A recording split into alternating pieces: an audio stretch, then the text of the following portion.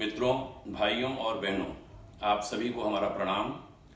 आज 25 अक्टूबर की रविवासरीय चर्चा में आपका स्वागत। पिछले रविवार 18 अक्टूबर को हमने उन चिंतकों, विचारकों, लेखकों, संतों जिनके साथ हमें सेवा कार्य करने का अवसर मिला, उनके जीवन पर कुछ चर्चा करने की घोषणा की थी। और बीती साप्ताहिक चर्चा मेरे अपने मार्गदर्शक पूज्यवर गुरुदेव आचार्य श्री राम शर्मा जी पर हमने चर्चा करी थी।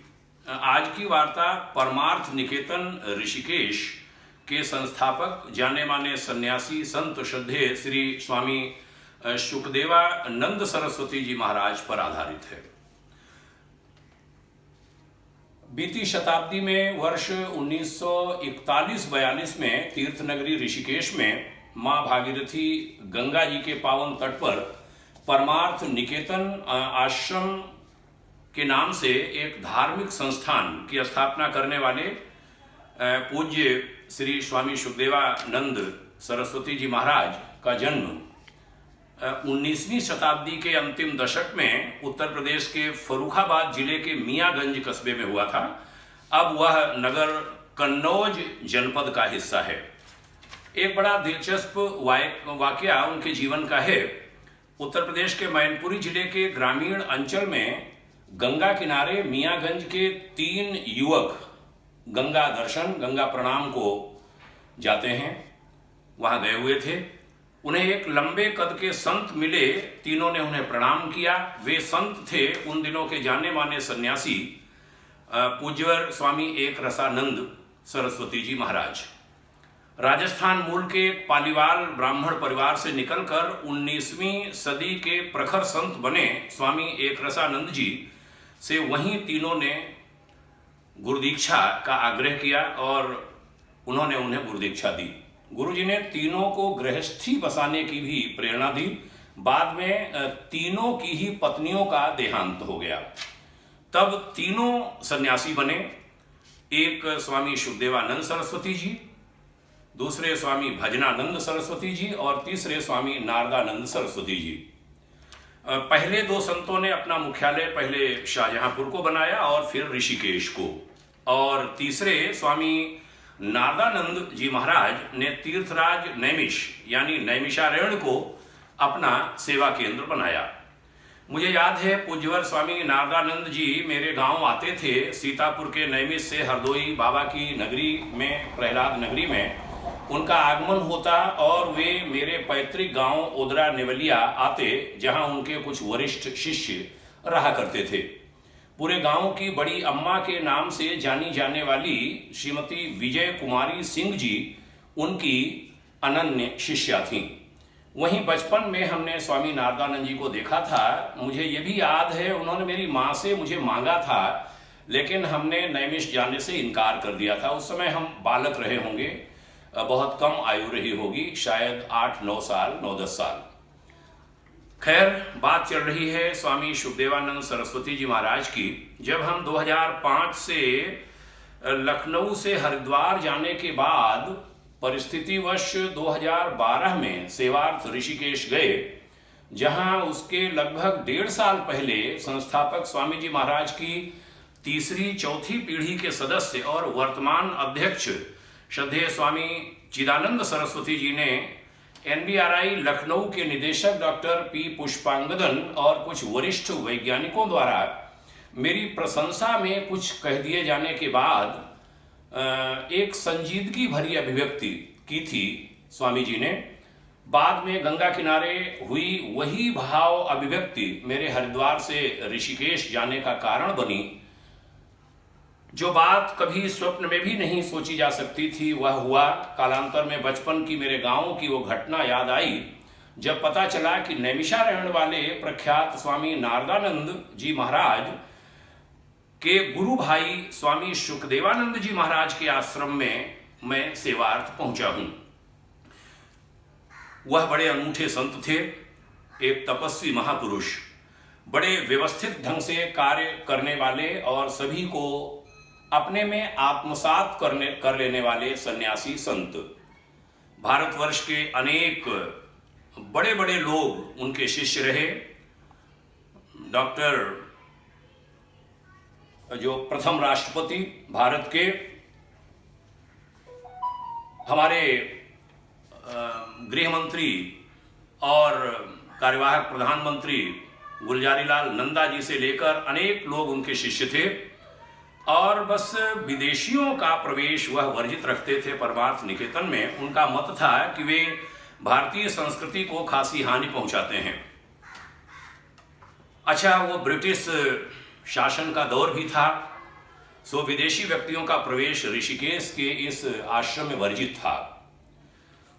उनके द्वारा परमार्थ निकेतन आश्रम जो स्थापित है वो एक वास्तव में ऋषिकेश की शान है।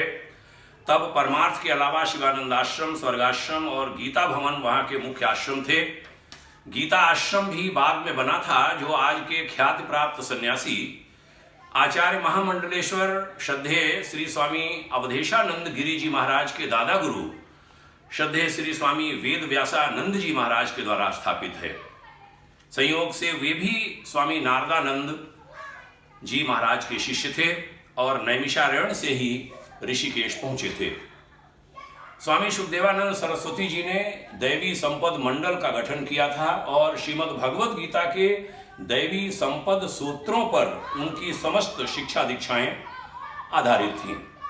परमार्थ निकेतन ऋषिकेश, परमार्थ आश्रम हरिद्वार और बद्रीनाथ सहित उनके सभी आश्रमों जो रायबरेली, मैनपुरी इत्यादि स्थानों पर सेवारत हैं, उनकी दीवारों पर वे शिक्षाएं आज भी सूत्र रूप से पढ़ने को मिलती हैं, जो उन्होंने सीमेंट से उभरवा करके लिखवाई थी। आज भी वे सूत्र दीवारों पर लिखे हुए हैं। उनके द्वारा शिक्षित दीक्षित अनेक शिष्य देश विदेश में भारतीय संस्कृति की ध्वजा पताका फहरा रहे हैं। एक बड़ा मजेदार और प्रेरणादायी प्रसंग यहां मैं सुनाऊंगा।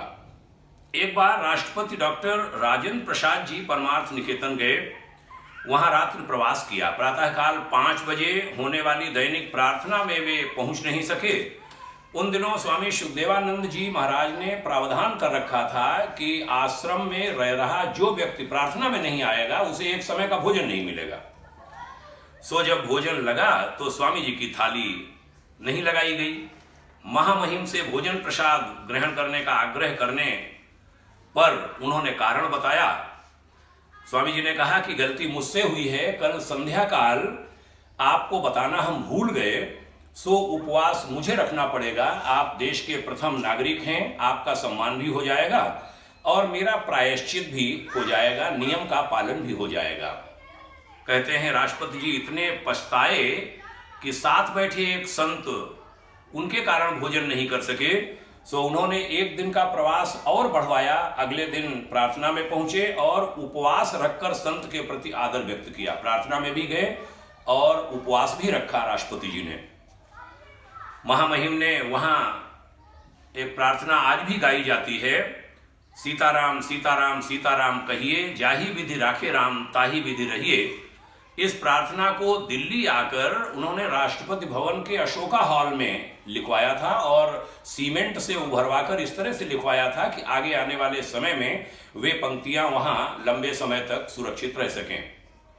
स्वामी जी महाराज के तब के एक निकट शिष्य ने हमें साल 2014 लगभग रहा होगा, हमको ये बताया था कि मेरे गुरुदेव पूज्यवर पंडित श्री राम शर्मा आचार्य जी हिमालय की लंबी एकांत साधना से लौटकर ऋषिकेश जाकर स्वामी शुकदेवानंद सरस्वती जी महाराज और स्वामी योगानंद जी महाराज से मिले थे और हिमालय साधना एवं भावी युग निर्माण योजनाओं पर उन्होंने उनसे महत्वपूर्ण चर्चाएं की थीं।